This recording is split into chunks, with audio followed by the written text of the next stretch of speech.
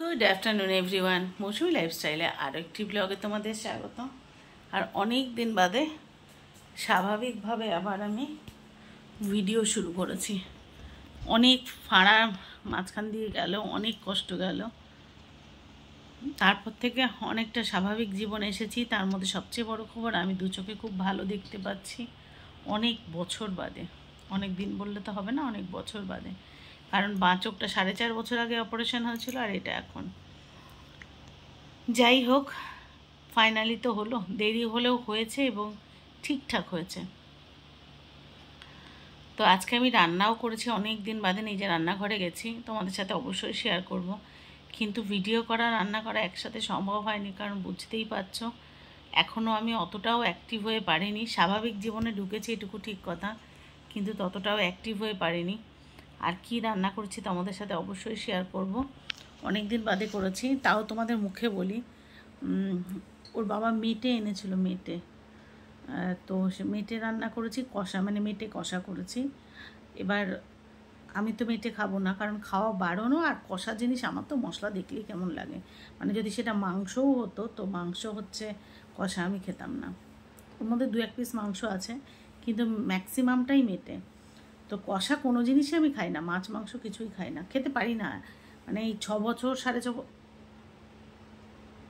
প্রায় 6.5 বছর হয়ে গেছে। 6.5 বছর আমার অসুখটা, বেশি, 6 বছর 8 মাস, হিসাব করলে 6 বছর 8 মাস। এতগুলো বছর ধরে ওই মানে তেল মশলা কম খেতে খেতে এখন কষা জিনিস দেখলেই কেমন লাগে। কিন্তু আমার অস্বস্তি তো আর সবার জীবনের কারণ হতে পারে না, সবার না খাওয়ার কারণ হতে পারে না। তো ওরা তো খাবেই, কিন্তু সেটা খুব পরিমাণে কম, একবেলার জন্যই হবে। অল্প, খুব সামান্য কিছু মাংস আছে, কিন্তু মেটেটা বেশি আছে। যদি আমি অর্ধেকটা ধরি মাংস, অর্ধেকটা মেটে, কারণ জেনারেলি মেটে 1-2 টুকরো হয়, কিন্তু সেখানে আজকে মেটের হিসাবটাই বেশি, কারণ ওটা মিঠি খেতে চেয়েছে। আর মেয়েরা কিছু চাইবে, ওর বাবা দেবে না, এটা হতে পারে না। তো এনেছিল, সেটা আলু টালু না দিয়ে শুধুমাত্র কষা করে দিয়েছি, কারণ যেখানে মেটেতে বেশি থাকে না, তখন যদি আলু দেওয়া হয় তখন সেটা ভালো লাগে না খেতে। মানে একটা আমার দৃষ্টিভঙ্গিতে আইসটা গন্ধ লাগে। তো সেই জন্য ওটাই শুধু কষা করে দিয়েছি, এবং অবশ্যই সেটা কম আনতে বলেছিলাম ওর বাবাকে, যাতে একবেলার বেশি না হয়, কারণ দুবেলা মানে মশলাযুক্ত খাবার আমি ওদেরকে খেতে দেব না। তো সেটা করেছি। এবার তাহলে আমি যদি আমার জন্য কিছু না করি, তাহলে তো ঝামেলা হবে, ওর বাবা তো চিৎকার করবে, নিজের জন্য রান্না করোনি। তো আমার জন্য কুচো চিংড়ি ছিল, কুচো চিংড়ি মানে বুঝতে পারছো, একেবারেই ছোট চিংড়ি। তো সেই চিংড়ি মাছটা ওই পাতলা করে শুধুমাত্র কালো না, কাঁচা লঙ্কা আর আদা বাটা, মানে হালকা করে আদা বাটা দিয়ে আর একটু জিরে ফোড়ন দিয়ে আলু আর ঝিঙে দিয়ে ঝোল করেছি, খুব পাতলা করে। এবং সেটা আমার একার জন্য নয়, যেহেতু ওটা এক তরকারি বাচ্চারা খাবে, তো ওই ঝিঙে আলু আর কুচো চিংড়ি দিয়ে পাতলা ঝোলটা ওরা খাবে, সঙ্গে ওই তরকারিটা, মেটের কষাটা আর কি খাবে, এটাই। এবার বলবে যে তোমার জন্য এক তরকারি, হ্যাঁ আমার জন্য এক তরকারি, তার একটাই কারণ, আমি একটু খাওয়ার শেষে টক দই খাই, সেটা হচ্ছে 1 নম্বর কারণ, সেটা আমার ডাক্তারের পরামর্শ মতো। আর দ্বিতীয়ত আমি ভাতটা এত পরিমাণেই কম খাই, আমার জন্য এক তরকারি যথেষ্ট। তো আপাতত সব কিছুই কম কম করে এবেলার মতো করেছি। আর ওবেলায় গিয়ে দেখা যাক কী করি। তবে আজকে এই কটা দিন আমার এই শরীর খারাপ হওয়ার পর থেকে রাত্রে আমাদের বেশি হালকা খাবার হচ্ছে। হালকা মানে কোনো দিন হয়তো দুধ খই, কোনো দিন চাউমিন, তো কোনো দিন হয়তো রুটি আর আলুর তরকারি, তো এরকম হালকা ফুলকা হচ্ছে। তো আজকেও সেরকমই কিছু একটা করব, কি করব জানি না, তবে সেটা রাত্রে ডিসাইড করবো। একবেলার মতো রান্না করেছি, দেখা যাক এবেলাটা চলুক, ওবেলা গিয়ে ভাববো কী করবো। তো চলো তোমাদের সাথে শেয়ার করি আমি কি রান্না করেছি। তো এই যে ঝিঙে আলু কুচো চিংড়ি দিয়ে ঝোল, এখানে একটু স্যালাড কেটেছি, কারণ এই মেটে কষার সাথে একটু স্যালাড না হলে ঠিক ভালো লাগবে না, তাই এখানে একটু স্যালাড কেটেছি। আর ওটা দেখেছো খুব সামান্য। আর এখানে এই যে ভাত বাড়াও হয়ে গেছে, চলো ওদেরকে খেতে দিয়ে আগে, বেশ বেলা হয়ে গেছে। শেষ করে ফেলেছি, আর এখন কি নিয়ে যাচ্ছে না তোমাদের দাদাকে খুঁজতে। পান আমরা এমনি খাই না, কারণ পানে পটাশিয়াম খাওয়া উচিত না।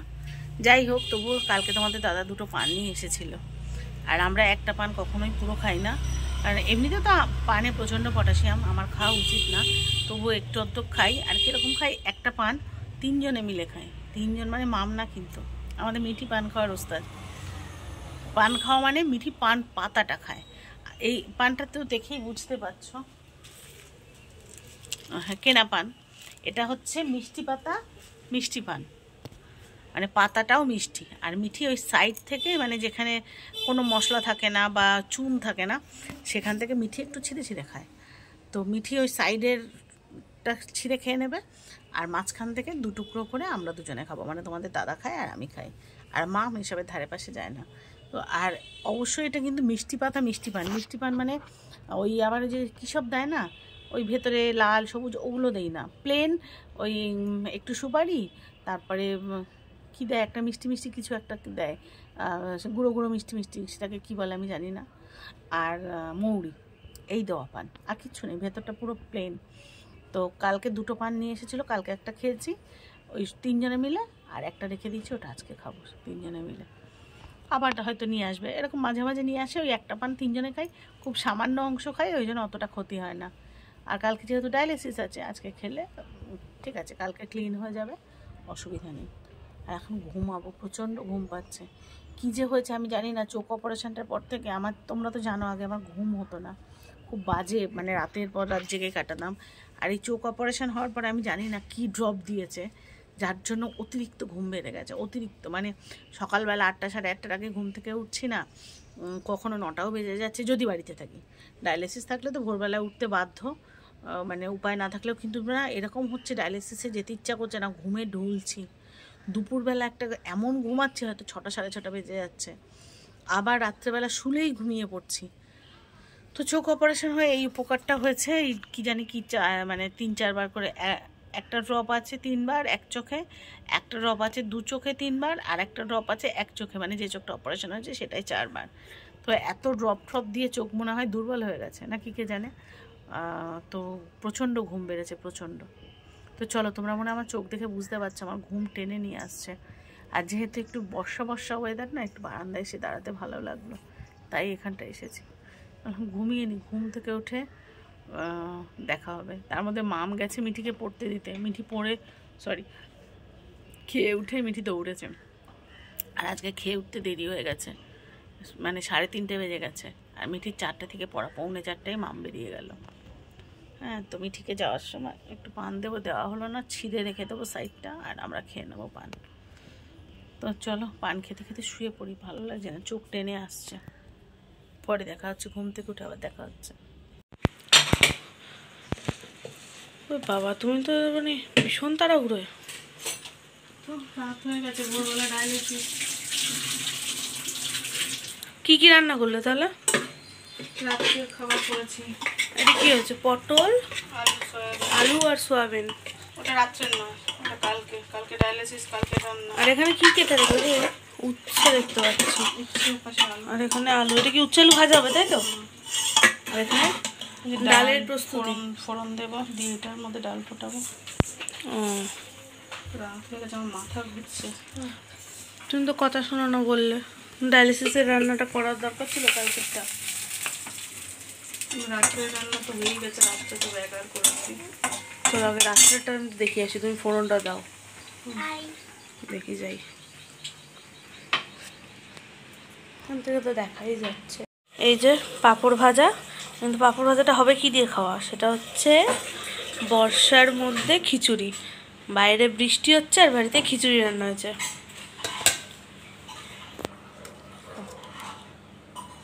খিচুড়ি কার না ভালো লাগে, সোয়াবিনও আছে ভেতরে। সকাল সকাল ছাদে চলে এসেছি। কালকে আর কোনো ভিডিও তোলা হয়নি রাত্রে, কারণ মায়ের রান্নাবান্না করে কী হয়েছে, প্রেশারটা খুব মানে লো হয়ে গেছিলো, আর মাঝে মাঝে এই প্রেশার বাড়ছে, এই প্রেশার কমছে, এর মধ্যেই মায়ের প্রবলেমটা ম্যাক্সিমাম লেগে রয়েছে। আর ছাদে এসেছি বলতে, এখন পুজো এখন দেবো না, বাট ফুলটা তুলতে এসেছিলাম। বৃষ্টি হয়ে পুরো ছাদ ভিজে, জানো তো, আমাদের পুরো এই শেডের তলা দিয়ে জামা কাপড় মেলা থাকছে, সিঁড়িতে দড়ি টাঙিয়েছে বা সিঁড়ি দিয়ে জামা কাপড় মেলা থাকছে, মানে পুরো বাড়িতে এরমভাবে এরকম জামা কাপড় সব এইভাবে সব এইখান দিয়ে মেলা রয়েছে, সিঁড়ি দিয়ে মেলা রয়েছে, এইভাবে এখন পুরো এই বর্ষাকালটা চলছে। লাস্ট কদিন ধরে সারাদিনই বলতে গেলে বৃষ্টি হচ্ছে, মাঝে মাঝে হয়তো কিছুক্ষণের জন্য ব্রেক পাচ্ছে বৃষ্টি। আর গাছে ফুল তুলতে এসে দেখছি যে পুরো গাছগুলোর মধ্যে আমাদের যে অ্যালামন্ডা গাছটা রয়েছে ওই গাছের ডালটা ভেঙেছে কোনো কারণে, হয়তো বৃষ্টির জন্য বা ঝড় হয়েছে কি না, ঝড় তো হয়েছে বলে জানি না, কারণ সকাল থেকে অ্যাটলিস্ট দেখিনি, আর কালকে রাতে ঘুমাতে যাওয়ার আগেও আমি মানে দেখিনি। এবার রাত্রে কি হয়েছে সেটা তো আর জানি না, বাট দেখছি একটা অ্যালামন্ডার পুরো ডাল ভেঙেছে। আর সেই ডালটা মানে ওই গাছটাতে আমাদের প্রচুর ফুল ফোটে, ঠিক আছে, আর যে ডালটা ভেঙেছে সেই ডালটাতে অনেকগুলো কুড়ি আছে। এবার ভেঙেছে বলতে এখনও ভেঙে পুরোপুরি পড়ে যায়নি, কিছুটা আটকে রয়েছে, ম্যাক্সিমামটা ভেঙে গেছে, কিছুটা আটকে গেছে, আমি দেখাচ্ছি। আর অনেক দিন পরে আমাদের ওই হলুদ অ্যালামন্ডা গাছটাতে ফুল হয়েছে, অনেক দিন ওটাই ফোটে না। আগের দিন যখন মানে গাছ কেনা হয়েছিল বাড়িতে, তখন বুনুর খুব ইচ্ছা ছিল ওই হলুদ রঙের একটা অ্যালামন্ডা কিনবে। ওকে কোনোভাবেই বোঝানো যাচ্ছিল না যে ওটা বাড়িতে আছে। ও বলছে না বাড়িতে নেই, বাড়িতে যেটা রয়েছে সেটা একটু লাল লাল, মানে যেটা আরেকটা আছে সেটা আর কি। তো দাঁড়াও তোমাদের দেখাই। আর আমাদের ড্রাগন গাছেও ফুল এসেছে, মা নিশ্চয়ই দেখিয়েছে, আমি একবার একটু দেখাই ওটার এখন কী অবস্থা। পুরো ভিজে সব।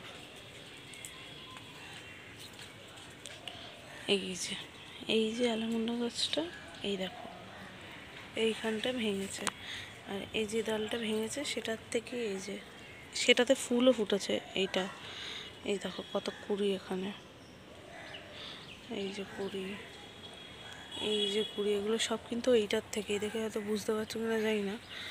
এই যে অনেকটা বড় একটা ডাল ভেঙেছে। এই দেখো ওখানে চন্দন জবা হয়েছে, এখানেও জবা হয়েছে। আর এই যে সেই হলুদ অ্যালামন্ডা যেটা বুনু খুঁজছিল, অনেক দিন পরে ফুটলো এটা। আর একটা জিনিস দেখবে, তারাও শাক হচ্ছে। মা অনেক দিন আগে দানা ছড়িয়ে গেছে, অনেক দিন নেই, কিছুদিন আগেই, বর্ষাকাল বলে তাড়াতাড়ি হচ্ছে হয়তো। এটা একটা নতুন গাছ লাগানো হয়েছে জাস্ট, ও তো ছিলই। এটা যেন অলমোস্ট মরে গেছিলো, বর্ষাটা পড়ে আবার এটা ঠিক হয়েছে। আর এইটা তো মনে হয় আমার চেয়েও লম্বা হয়ে গেছে। সবেদা গাছে সবেদা হয়ে রয়েছে।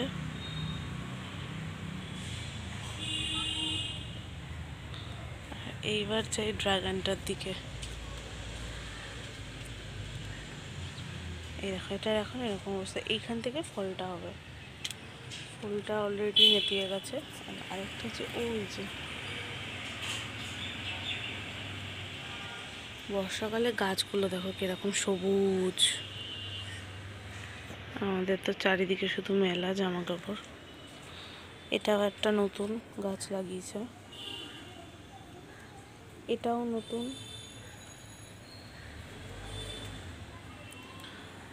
আর এইটা একদম শুকিয়ে যাচ্ছিল, বাট বর্ষাটা পড়ে যাওয়ায় এখন একদম ঠিকঠাক।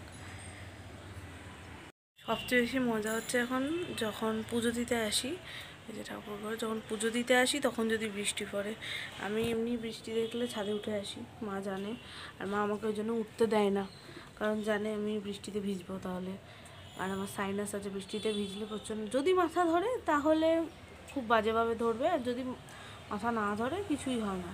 মানে বৃষ্টিতে ভিজে আমার এখনও অবধি কোনো দিন সেরকম কিছু হয়নি, বাট যদি কখনও মাথা ধরে ওটার জন্য, সাইনাস যাদের আছে বা মাইগ্রেন যাদের আছে তারা নিশ্চয়ই জানো কি প্রচণ্ড কষ্ট হয় সেই মাথা ব্যথার। মানে চোখ ঠোক লাল হয়ে যায়, বমি পায়, মাথা ম্যাজম্যাজ, মানে গা হাত পা ম্যাজম্যাজ করছে, মাথা তো মাথার পিছনটা মনে হয় যেন কেউ হাতুড়ি দিয়ে বাড়ি মারছে, মানে প্রচণ্ড প্রচণ্ড কষ্ট হয়। তো সাইনাসের ব্যথা এরকম নয় যে বৃষ্টিতে ভিজলেই হবে, ওটার কোনো মানে ওটা আনপ্রেডিক্টেবল। আমি নিজেই এখনও এত বছর ধরে আছে, মানে আমার একদম ছোটো থেকে, মানে আমার জ্ঞান হওয়ারও আগে থেকে মনে হয় আমি জানি যে আমার সাইনাস আছে, মানে আমার বাড়ির লোক জানে। কারণ আমার যখন 5 বছর বয়স আই গেস, তার আগেই কি সেই সময়তেই আমার সিটি স্ক্যান করে ডাক্তার দেখিয়ে বিভিন্ন, মানে আমার মাথা ব্যথা এত হতো না, মা ভয় পেয়ে গেছিলো, মা বাপি দুজনেই। তো সমস্ত রকমের ডাক্তার টাক্তার দেখিয়ে সিটি স্ক্যান করে সব কিছু করে জানা গেছিলো যে না সাইনাস আছে। সাইনাস একটা উপায়ে পুরোপুরি সারে, নইলে কোনোভাবেই সারে না, যেটা হচ্ছে সুইমিং। টানা সুইমিং করলে পুরোপুরি সেরে যাওয়ার একটা চান্স থাকে, বাট আমি সুইমিং কোনো দিন শিখতে পারিনি, কারণ যেখানে আমরা আগে থাকতাম মানে আমাদের গ্রামের বাড়িতে, ওখানে কোথাও সুইমিং শেখার ব্যবস্থা ছিল না। আর যদি বলো বাড়ির আশেপাশে পুকুর কোনো কোথাও শেখার, তো সেটাও আশেপাশে ছিল না। আর যা ছিল সেখানে যাওয়ার মতো পরিস্থিতি ছিল না, মানে সেখানে কেউ যেত না আর কি। গেলে হয়তো এই কিছু ছেলে ঠেলে যেত, কিন্তু কোনোদিন কোনো কেউ সাঁতার শিখবে বলে সেখানে যেত না। যারা সাঁতার জানতো তারা যেত। তো সেই জন্য সাঁতার শেখার সুযোগ হয়নি।